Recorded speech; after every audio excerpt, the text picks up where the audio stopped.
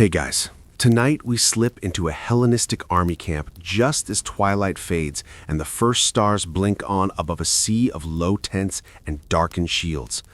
You feel dust cool under your sandals, smell faint barley and ash in the air, and sense that peculiar hush that only arrives when thousands of people are trying very hard not to be heard. Somewhere nearby, an ember glows like a tiny red eye, and you realize you probably won't survive this if you trip over a pot or sneeze at the wrong moment.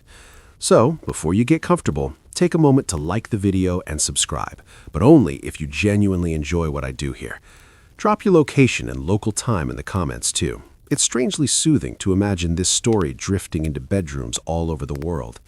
Now, dim the lights, maybe turn on a fan for that soft background hum, and let's ease into tonight's journey together. You step forward slowly, copying the way everyone else moves, careful and deliberate, as if the ground itself might complain. The camp spreads out in neat rows, a grid of canvas and rope that looks almost modern in its organization. This order isn't accidental. Hellenistic armies inherited a tradition of structured camps from earlier Greek warfare, with designated zones for soldiers, officers, animals, and kitchens. You feel a tiny thrill at standing in the middle of that living blueprint of logistics and discipline. Near the center, you spot the cooks. They crouch around shallow hearths, barely more than scooped-out circles in the earth, banked with ash and stones. No roaring flames here, just dull orange embers breathing softly. You kneel beside one hearth and hold your hands over it, feeling a warmth so gentle it's more like a suggestion than heat. Joke 1, this is less campfire vibes and more emotionally supportive coal. A cook hands you a clay pot already darkened by soot and thyme. Inside, barley grains soak quietly in water. Here's a mainstream historical fact you casually carry like an oddly specific fun fact. Barley was a staple ration for many Hellenistic soldiers, often issued as grain to be ground and cooked into porridge or bread. You stir the grains with a wooden spoon worn silky smooth by countless nights just like this. The sound it makes is barely audible, softer than a whisper, and you suddenly understand why these people would be terrifying at hide and seek. A quirky tidbit floats into your mind as you work. Some ancient cooks supposedly laid fig leaves or damp cloth over pots, not just to trap steam, but to muffle the faint clink of bubbling. You glance around and, sure enough, see a stack of broad leaves waiting nearby, like nature's noise-canceling headphones. Joke 2, apple, but make it ancient and biodegradable. Oil lamps flicker on around the camp, their flames turn low and shaded so the light spills downward instead of out. You feel wrapped in a small bubble of amber glow. Somewhere, a mule shifts and jingles a harness ring, and 3 cooks freeze in perfect unison, glaring at it. The mule looks deeply apologetic. Joke 3, even the livestock knows it's past its bedtime. You stir again, slow and steady, coaxing warmth into the barley without letting it boil. Historians still argue whether Hellenistic camps were truly as silent at night as later writers suggest, or whether there was always a low murmur of human noise that enemies simply learned to ignore. Watching the careful choreography around you, you suspect the truth lives somewhere in between. The sky deepens into indigo, the embers glow, the camp breathes quietly around you, and you keep stirring, easing food into existence while an army sleeps. You stay crouched by the hearth as the light fades even further, and the embers begin to look like tiny sleepy stars scattered in a bowl of ash. A cook beside you gently nudges one ember with a stick, not to make it brighter, just to reposition it so the heat spreads more evenly under the pot. The movement is so careful, it feels ceremonial, like he's tucking the fire in for the night. Joke 1, bedtime stories for embers are apparently a thing now. These hearths are nothing like the dramatic campfires from movies. They're shallow pits scraped into the soil, ringed with stones and buried under layers of ash that act as insulation. This isn't just vibes, it's physics and survival. Here's your mainstream historical fact for the evening. Ancient armies, including Hellenistic ones, commonly banked their fires under ash to preserve heat for hours while minimizing light and smoke. It saved fuel, kept food warm, and, most importantly, helped avoid broadcasting the camp's location to unfriendly neighbors with sharp swords and poor intentions. You're handed a small shovel and invited, with a nod, to help tend another hearth. You scoop a thin veil of ash over a faintly glowing coal, watching the light dim to a dull pulse. The heat still radiates upward, steady and quiet, like a patient animal curled up to nap. The smell of ash and warm earth mixes with barley and herbs, and you breathe it in, instantly 10% calmer and 90% hungrier. A quirky tidbit slips into your awareness as you work. Some ancient cooks supposedly believed certain types of wood burned louder than others, not in sound but in spirit, and avoided resinous pine at night because its crackling was thought to anger the gods of stealth. You look at the pile of wood nearby and notice it's mostly dense, dark hardwood. Either this is brilliant tactical planning or deeply committed superstition. Honestly, probably both. You pause to listen. The camp isn't silent, not really. There's the faint rustle of cloth, a distant cough, the soft clink of a ladle against pottery that makes everyone flinch. Joke 2, you've seen bomb squads move with less tension. Still, compared to daytime bustle, this is a masterclass in restraint. Even your own breathing feels suspiciously loud, so you start inhaling like you're trying not to wake a baby who's also armed. Historians still argue whether ancient cooks intentionally engineered hearths for acoustic stealth or whether the quiet was simply a byproduct of low heat and nighttime caution. As you watch a cook shape the ash with his fingers like sculpting snow, you get the sense that, intentional or not, they were very aware how sound traveled in the dark. You gently slide your barley pot a finger's width closer to the heat. The grains are swelling now, softening into something porridge adjacent. Steam barely ghosts the surface, and you quickly lay a damp cloth over the pot to trap it. Joke 3, congratulations, you've invented the world's first stealth slow cooker. An officer passes behind you, boots wrapped in cloth, murmuring a quiet thanks to the cooks. You feel a weird flicker of pride, like you personally are holding the army together with oatmeal and vibes. The embers continue their soft glow, hidden and obedient, and you realize this whole operation runs on tiny, thoughtful adjustments made by people who know exactly how much light, heat, and noise is too much. You settle back into your crouch, hands warm, heart steady, and keep tending the invisible fires that make dinner possible without making war more likely. You ease yourself up from your crouch, joints popping just a little too loudly for your liking, and immediately freeze like a startled deer. Nobody reacts. Crisis averted. You pick up a woven basket of grain and follow a cook toward the edge of the kitchen zone, where a few low tables and sacks are arranged in tidy rows. The camp smells faintly of damp canvas and olive oil now, and somewhere in the distance a sentry clears his throat, a sound that feels scandalously loud. You tip the basket and let barley grains spill into a shallow wooden tray. They make a soft, dry whisper as they settle, and you instinctively wince, even though it's barely louder than your own thoughts. Here's your mainstream historical fact for this stretch of the night. Hellenistic armies depended on complex supply networks that moved grain, oil, wine, and dried foods across enormous distances, often by pack animals, wagons, and river barges. Without that logistical backbone, no amount of battlefield brilliance would have kept an army fed for long. You imagine caravans inching along dusty roads from Egypt, Anatolia, or Mesopotamia, sacks of barley bouncing gently on mule backs, all so you can stand here in the dark worrying about whether grain is being too noisy. It's humbling and slightly absurd. Joke 1. You are the final boss in a very long and expensive barley delivery quest. A cook shows you a ledger board scratched with symbols and numbers. You don't understand most of it, but you get the vibe. Inventory management, ancient edition. Each sack is counted, each ration roughly calculated. You're struck by how modern it all feels. Someone taps a mark next to barley and nods, satisfied. Logistics is the unglamorous hero of history, and right now it smells like cereal. A quirky tidbit drifts in as you pour grain into smaller cloth bags.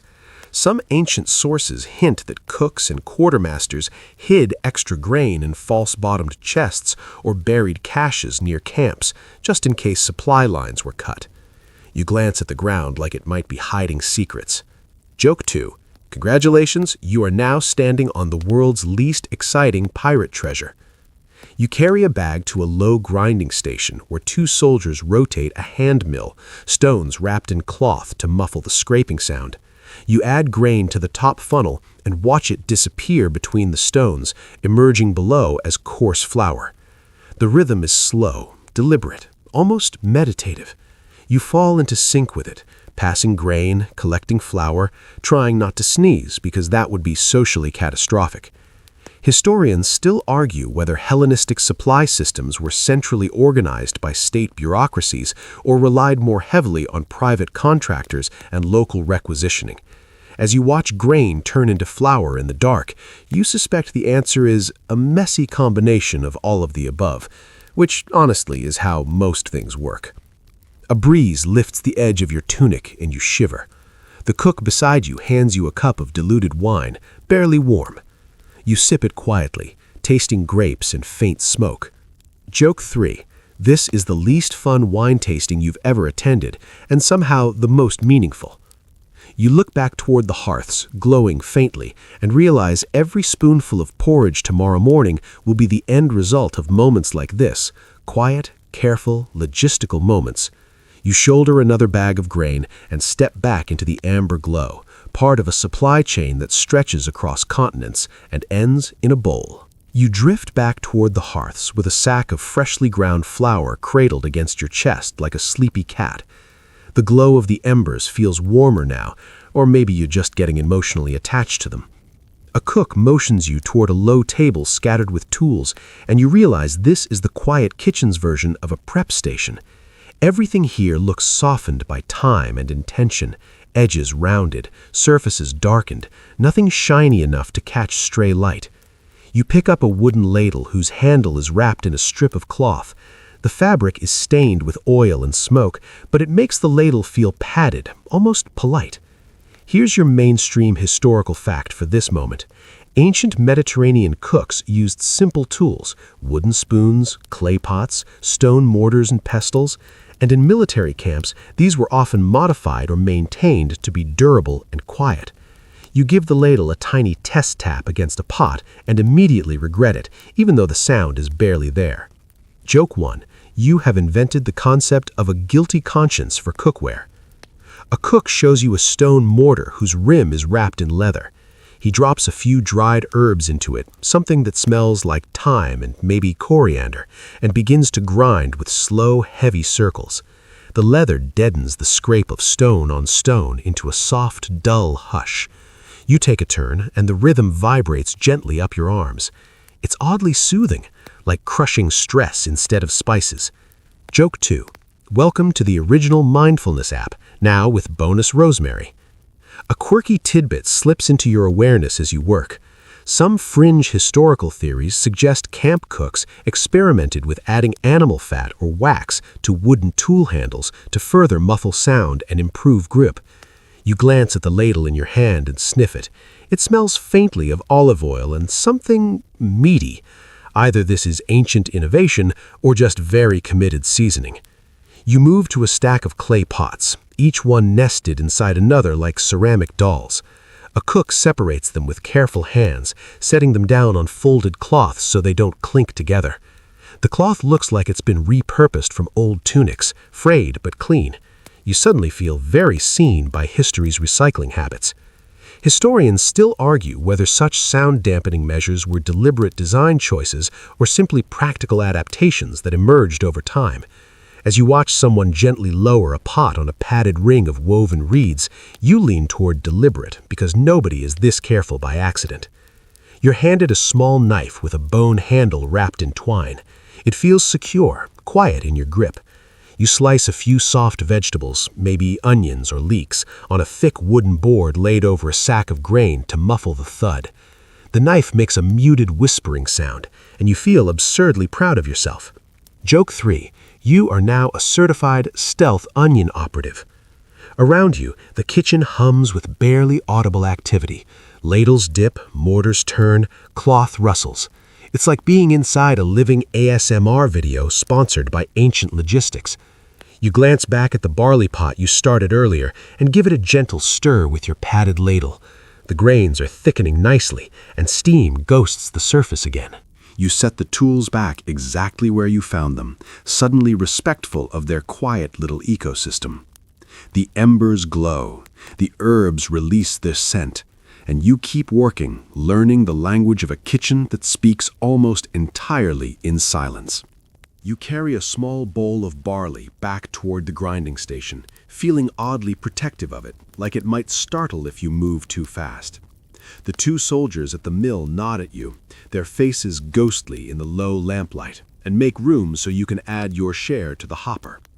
The stones turn slowly, their rhythm steady and patient, and you're careful to pour the grain in a thin stream so nothing crunches too loudly. Here's your mainstream historical fact for this part of the night. Hand-turned rotary querns were widely used in the Hellenistic world for grinding grain, both in civilian homes and military camps. They were portable, reliable, and required nothing but human muscle and time. You place your hands on the upper stone and help turn it, feeling the faint vibration travel up your arms as the barley disappears into flour below. Someone has wrapped strips of cloth around the rim and handle of the quern. The scraping sound of stone on stone is reduced to a low, sandy murmur. You lean in, listening, half expecting it to start screaming in protests like an offended rock. Joke 1. Congratulations, dinner. You now have emotional support gravel. A breeze slips through the camp again, carrying the scent of embers and herbs. The flour bowl fills, pale and fine, and you carry it back toward the hearths, cradling it like a very boring baby. You hand it off to a cook who murmurs thanks and folds it into a pot of warm water, stirring slowly. You watch the flour vanish into the liquid, thickening it into something comforting and substantial. The quiet labor, the steady rhythm, the shared unspoken rules, it all feels strangely intimate. You step back, hands dusted white, and realize you're part of a choreography that's been repeated night after night across centuries of marching armies. You wipe your hands on your tunic, breathe in the warm, grainy air, and drift back into position, ready for whatever quiet task comes next. You return to the hearths just in time to see a cook lift a lid from one of the clay pots, releasing a breath of steam so gentle it barely disturbs the air. The stew inside glows faintly in the lamplight, thick and dark, with barley grains and vegetables drifting lazily like tired fish. You lean closer and inhale, catching notes of onion, herbs, and something savory you can't quite name. Your stomach responds immediately because it has zero loyalty to your dignity. Here's your mainstream historical fact for this quiet moment. Slow-cooked stews and porridges were a common way to feed large ancient armies, since they stretched ingredients, conserved fuel, and could be kept warm for long periods without constant attention. You take a padded ladle and give the stew a slow stir, careful not to let it bump the pot's sides. The surface ripples like a very polite lake. A quirky tidbit bubbles up in your mind as you work. A few fringe sources suggest that in some camps, grinding was scheduled specifically for nighttime because the cooler air reduced dust and static, making the process slightly quieter and cleaner. You glance at the faint flour drifting in the lamplight and nod. Ancient science, quietly winning. You slide into a pot, further from the embers, adjusting the heat by instinct more than measurement. Steam ghosts upward again, and you quickly drape a damp cloth over the lid to trap it. The cloth darkens as it absorbs moisture, and you feel absurdly accomplished, like you just unlocked a stealth cooking achievement. Historians still argue whether ancient cooks had precise temperature control techniques or relied entirely on experience and visual cues. Watching the way this cook reads the stew's surface like tea leaves, you suspect vibes played a surprisingly large role. The camp around you feels even quieter now, as if everyone has collectively decided this is the sacred hour of simmering. A soldier tiptoes past carrying a stack of wooden bowls, each one nested inside another, separated by thin scraps of cloth. He nearly trips, recovers, and freezes, eyes wide, waiting for someone to shush him. Nobody does. Joke 2. The bowls and the floor have just signed a non-aggression pact. You take another ladle and dip it into a second pot, this one thinner, more like soup. The liquid slides back into the pot in a smooth ribbon, making almost no sound. You taste a drop from the ladle's edge, burning your tongue just a little. You do not yelp. You are a hero. Joke 3. This is what they mean by suffering for your art. A cook beside you sprinkles in a pinch of crushed herbs, letting them fall from a height of about 2 inches because even gravity is being asked to keep it down. The scent blooms instantly, and you feel a weird surge of affection for this stew, like you've co-parented it. You settle onto a low stool, watching the pots breathe and steam in tiny, controlled sighs. The embers glow, the herbs infuse, the camp sleeps, and you keep tending the stews that barely whisper, feeding an army one silent bubble at a time. You shift closer to a low table where small bowls of dried leaves, seeds, and roots are arranged in neat, almost devotional rows. Each bowl is labeled with a scratched symbol you don't recognize, but the cooks seem to know exactly what everything is without looking twice. You pick up a pinch of something green and crumbly and roll it between your fingers. It smells sharp and comforting at the same time, like a forest trying to be helpful. Here's your mainstream historical fact for this softly scented moment. Hellenistic cooks used a wide range of herbs and spices, such as thyme, coriander, dill, cumin, and garlic, not only for flavor, but also for preservation and digestion. You sprinkle a tiny amount into the stew, watching the flecks disappear into the dark surface like polite little swimmers. A cook leans in and murmurs something about "not too much," tapping the bowl gently. You nod with exaggerated seriousness because you do not want to be responsible for the battle of over-thyming. Joke 1. Somewhere in the future, a food critic is already judging you. A quirky tidbit drifts into your thoughts as you open another bowl. Some fringe accounts claim certain herbs were believed to ward off bad luck, evil spirits, or even enemy curses when added to soldiers' meals. You hesitate, then add a ceremonial extra pinch. This is either spiritual protection or you just made the stew slightly more Italian. You crush a few seeds in the padded mortar, turning them into fragrant dust. The smell blooms upward, warm and nutty. It makes the whole kitchen feel cozier, like the ancient version of lighting a scented candle called War Camp Serenity. Joke 2, available now in 3 calming battlefield aromas. Historians still argue whether these superstitions genuinely influenced cooking practices or were later embellishments layered onto practical routines. Watching how carefully the cook measures each herb, you suspect belief and habit were probably stirred together in the same pot. A soldier wanders past and pauses, inhaling deeply. He gives you a thumbs up, then remembers where he is and slowly lowers his hand back to his side. You share a solemn nod. Joke 3, this is the quietest 5-star review you've ever received. You add the crushed herbs to the stew, stirring slowly so nothing splashes. The surface darkens slightly, thickens slightly, smells significantly better. You feel a tiny glow of pride, which you immediately try to suppress because pride is loud. The herbs settle, the steam sighs, and you keep seasoning food and fate in equal measure, one silent pinch at a time.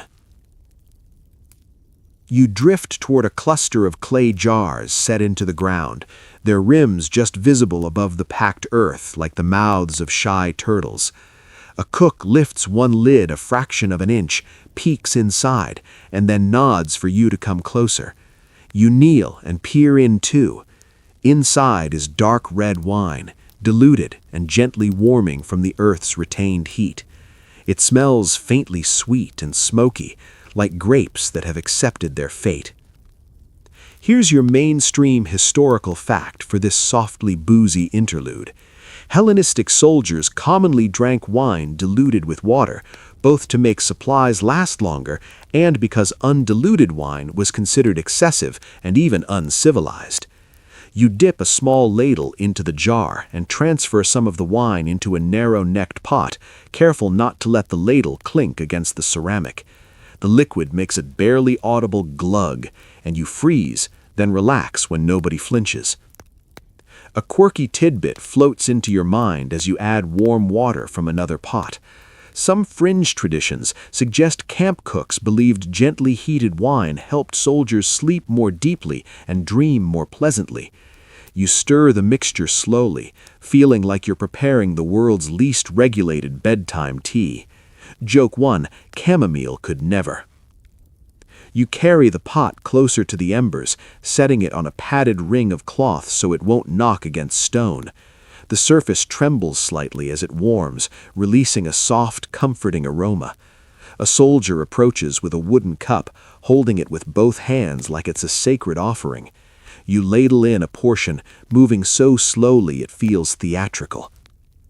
Historians still argue whether warm diluted wine was issued regularly at night or reserved for special occasions like cold weather or pre-battle nerves. Watching the gratitude flicker across the soldier's face, you suspect it happened more often than official records admit. You move on to another jar, this one filled with water that's been infused with crushed herbs and citrus peels. You taste a drop. It's refreshing and faintly bitter. Joke 2, congratulations, you've discovered ancient spa water. A cook whispers that this mixture helps with digestion and thirst. You nod solemnly because hydration is apparently timeless wisdom. You pour some into small cups, lining them up neatly on a cloth-covered tray. A breeze drifts through the camp again, and you instinctively shield the pots with your body like an overprotective parent. Joke 3, you are now emotionally attached to beverages. You carry the tray toward the sleeping tents, footsteps slow and careful, delivering warmth and calm in liquid form. The camp remains hushed. The jars breathe quietly in the earth, and you keep brewing comfort for an army that barely stirs. You step into a darker corner of the camp where the lamplight barely reaches, and your eyes take a moment to adjust.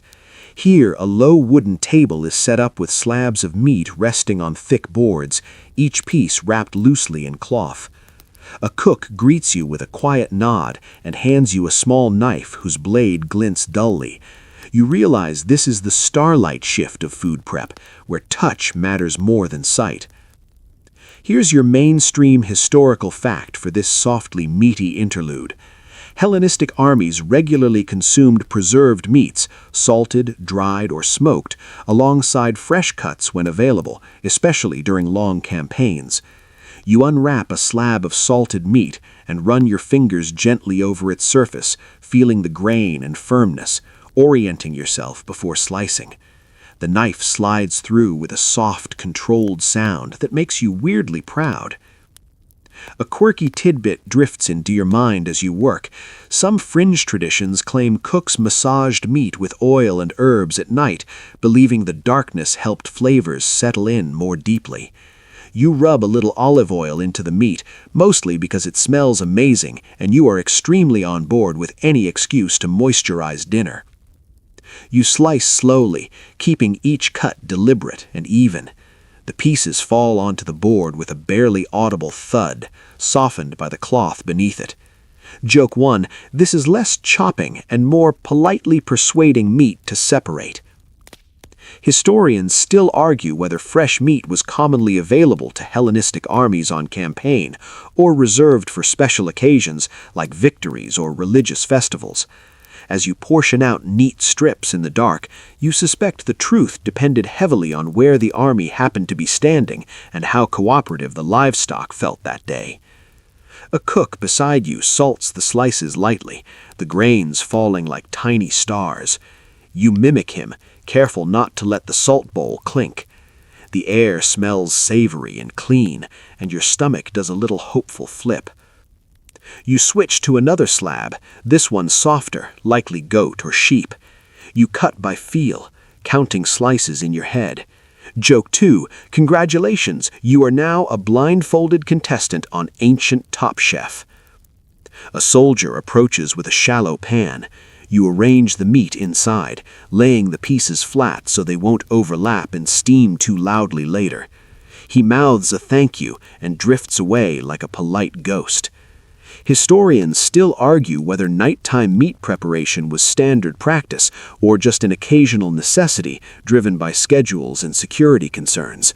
Watching how smoothly everyone works in near darkness, you suspect it was more common than anyone bothered to write down.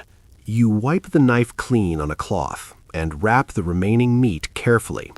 The lamplight flickers, the camp sighs in its sleep, and you keep preparing meat by starlight, feeding an army with your fingertips and a very quiet blade.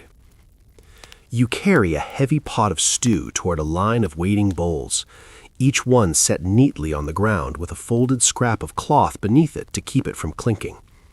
The soldiers who stand nearby do not crowd or chatter. They simply hold their bowls and wait with the quiet patience of people who know dinner is inevitable and noise is optional. You feel a strange pressure in your chest, like you've been promoted to Minister of Soup. Here's your mainstream historical fact for this gentle moment of distribution. In Hellenistic armies, food was often issued in standardized rations, but officers and generals sometimes received slightly better portions or additional items like wine or meat. You dip your padded ladle into the pot and pour a measured portion into the first bowl, careful to keep the stream smooth and silent. The stew lands with a soft, wet sigh. A young soldier steps forward next, eyes bright in the lamplight. You give him the same portion as the last man. Somewhere behind you, a cook nods approvingly. Joke 1, you have just passed the ancient fairness audit. A quirky tidbit slips into your mind as you serve. Some fringe tales claim cooks occasionally slipped extra food to particularly brave or exhausted soldiers as a quiet morale boost. You hesitate, then add one discreet extra ladleful to a man whose armor looks more dented than fashionable. He notices, blinks, and gives you the smallest, most grateful nod in human history. Joke 2. Congratulations, you are now an illegal soup philanthropist. Historians still argue whether strict ration equality was actually enforced in practice, or whether favoritism and quiet generosity were common in real camps. Watching the subtle human negotiations happening around you, tiny nods, careful portions, unspoken gratitude, you strongly suspect it was the latter. An officer approaches with his own bowl, posture straight even in slippers. You serve him calmly, neither more nor less than anyone else. He raises an eyebrow, then relaxes and murmurs thanks. You feel absurdly proud, like you've just diffused a social bomb with soup. The line moves steadily. Nobody speaks. Spoons are dipped slowly, bowls are carried away with two hands, and people retreat into the shadows to eat in silence. The camp smells warmer now, fuller, more alive. Your arms begin to ache slightly from holding the ladle, and you decide this is what ancient gym memberships looked like. Joke 3 arrives quietly.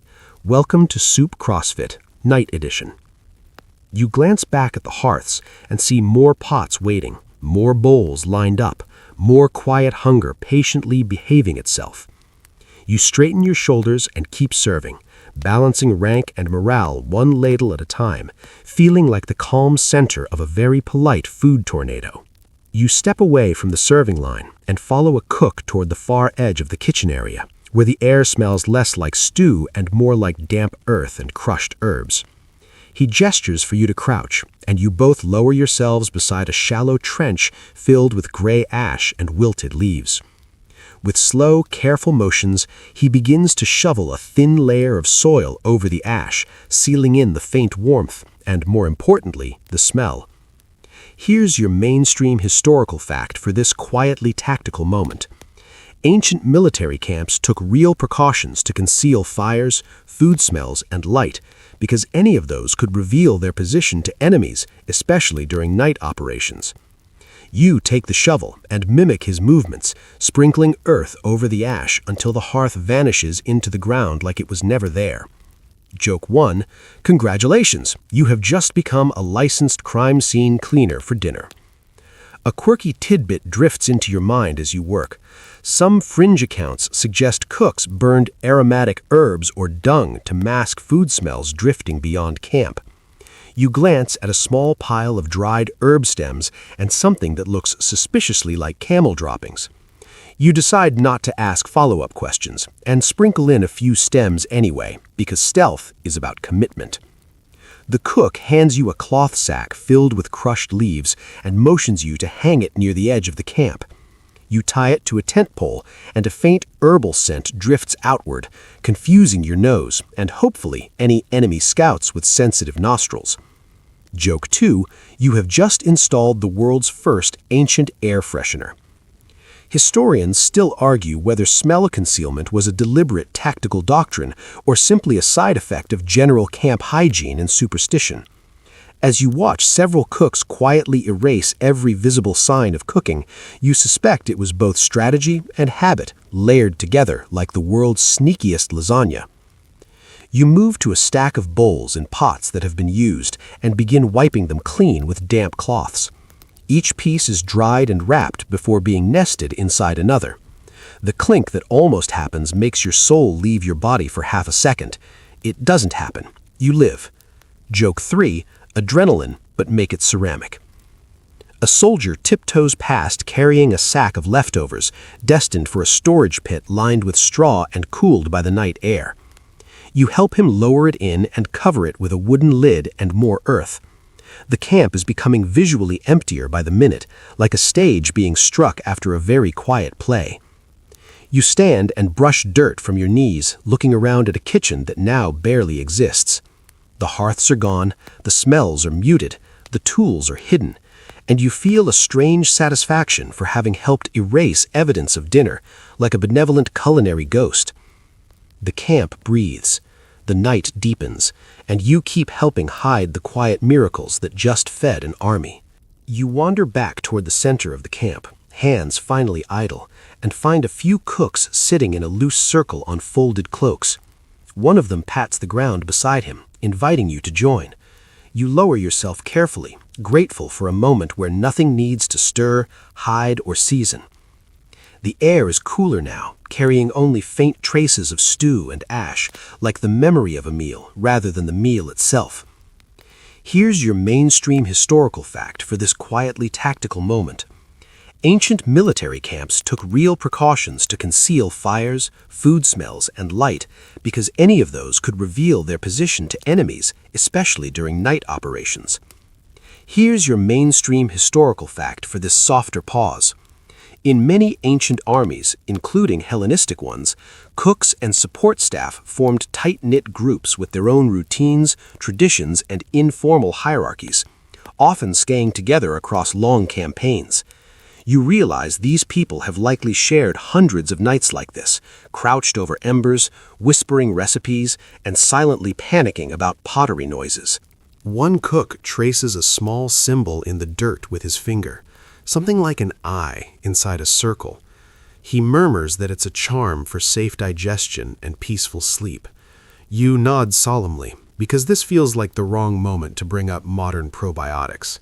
Joke 1. Ancient gut health influencers were truly ahead of their time. A quirky tidbit floats into your thoughts as another cook quietly tells a story about a pot that cracked during a thunderstorm and was blamed for 3 days of bad luck. Some fringe tales suggest certain pots, knives, or ladles were believed to develop personalities over time, becoming either lucky or cursed depending on their history. You glance back toward the hearth's former location, half expecting your padded ladle to wink at you.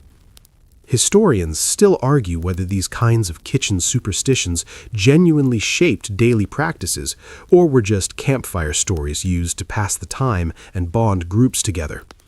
Watching the way everyone listens seriously, you suspect belief itself was part of the morale ration.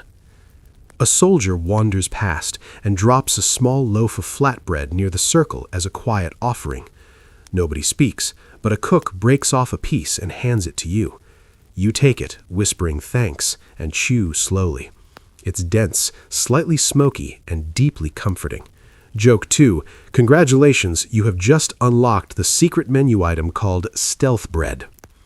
Someone begins humming, barely audible, a low, tuneless sound that blends into the night like a friendly insect. Another cook joins in, then another, until there's a faint, wordless harmony floating above the tents. It feels intimate and strangely safe, like the camp itself is being tucked in. You lean back, staring up at the stars, feeling full in body and spirit. Joke 3. You came here for quiet cooking and accidentally joined a very low-budget ancient spa retreat.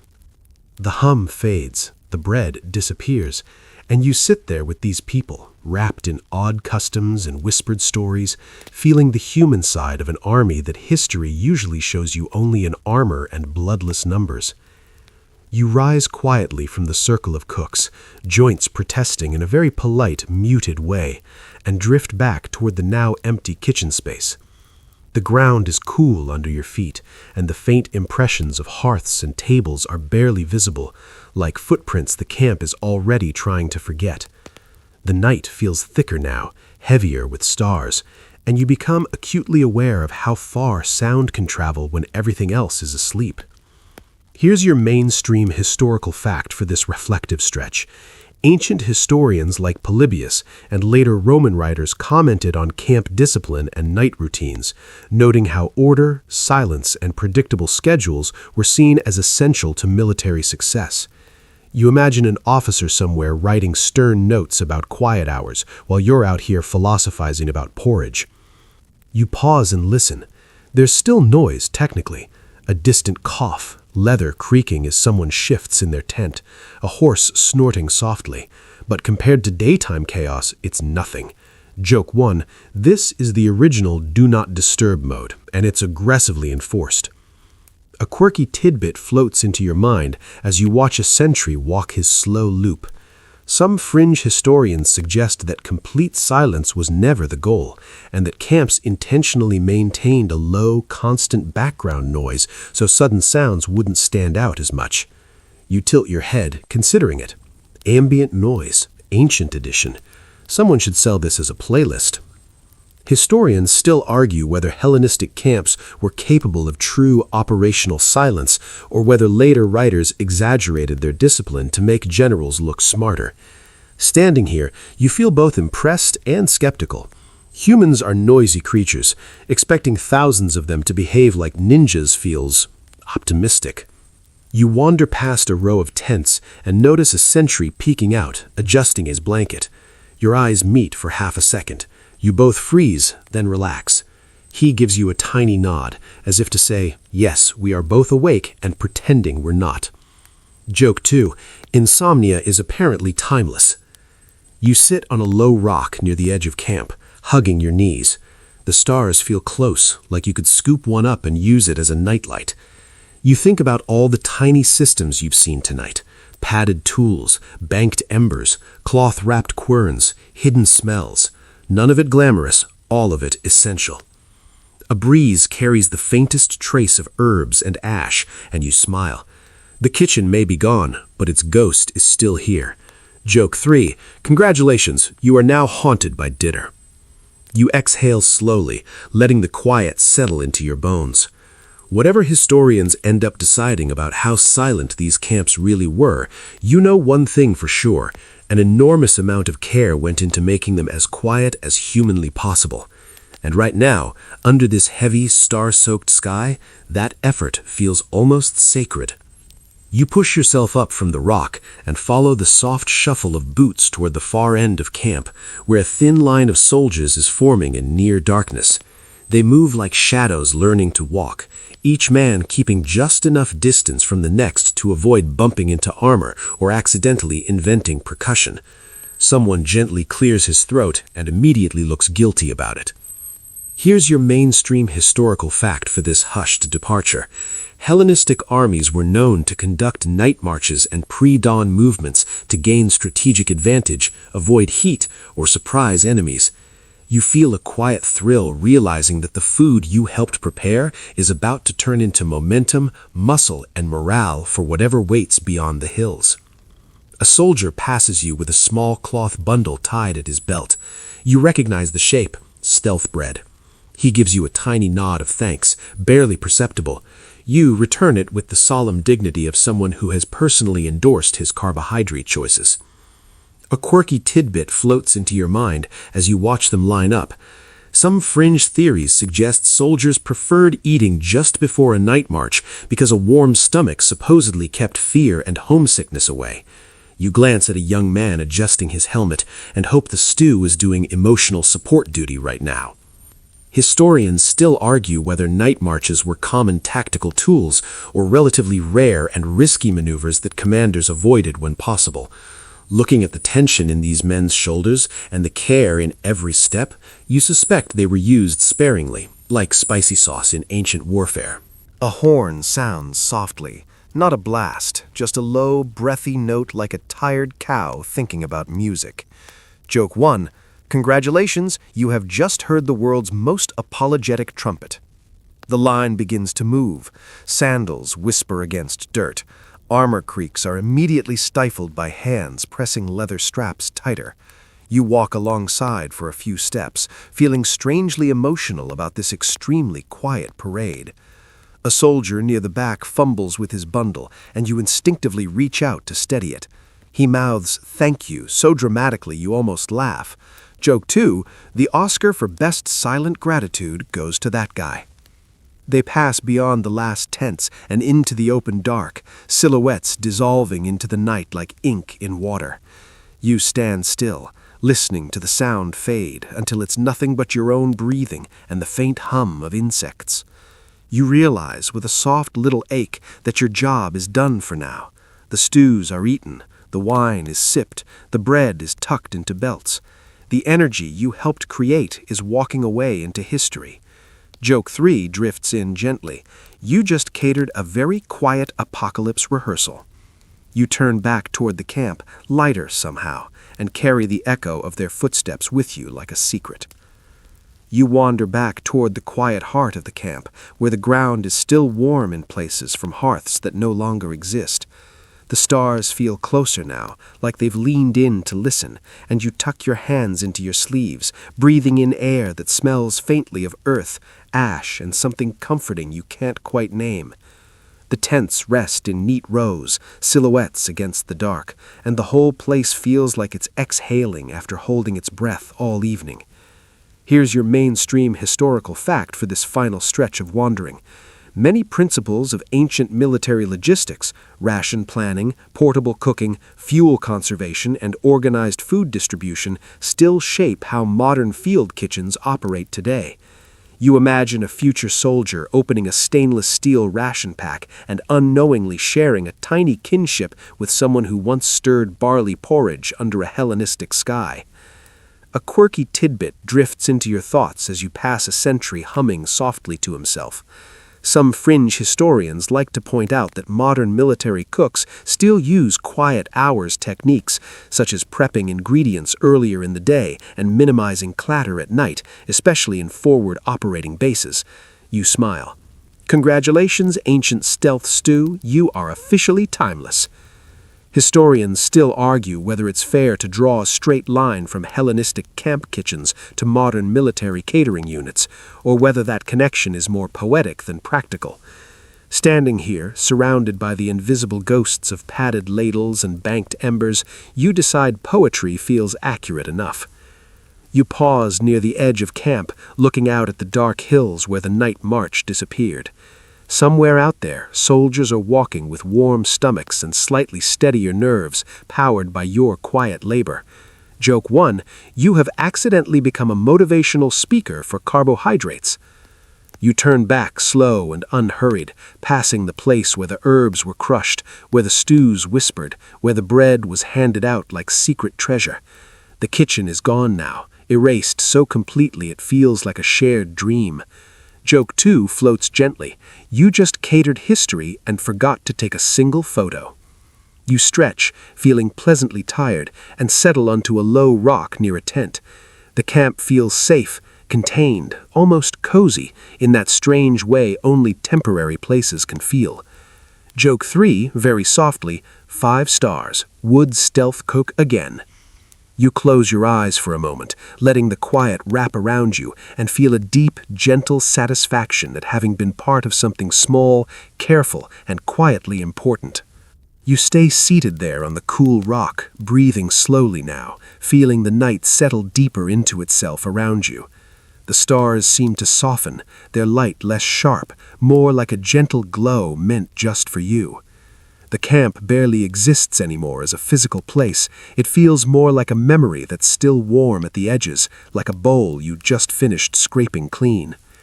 You think again about the padded ladles, the cloth-wrapped stones, the hidden embers breathing under ash, about hands moving slowly in the dark, about herbs falling into stew like tiny green prayers, about wine warmed gently in earth, bread passed from hand to hand without a word. All of it so quiet, all of it so human. Your shoulders drop, your jaw unclenches. You realize how calm you feel, as if you've been invited into a secret rhythm that only exists after dusk, when urgency finally loosens its grip and everything moves just a little more gently. You imagine the cooks sleep now, curled in their cloaks, dreaming of barley fields and quiet hearths. You imagine the soldiers walking far away under stars, warmed from the inside by stew and wine and the knowledge that someone cared enough to make dinner quietly. The breeze brushes your face, cool and kind. The night insects hum their low, steady song. Somewhere, far off, a horse shifts its weight and snorts softly, then goes still again. You let your eyelids grow heavy. You tell yourself there's nothing left to do tonight. No pots to stir, no fires to hide, no bowls to dry. Everything that needed to happen has already happened. And you are allowed to rest now. You take one last slow breath in, and one slow breath out. And in the quiet dark, with the ancient camp fading gently behind your closed eyes, you drift toward sleep.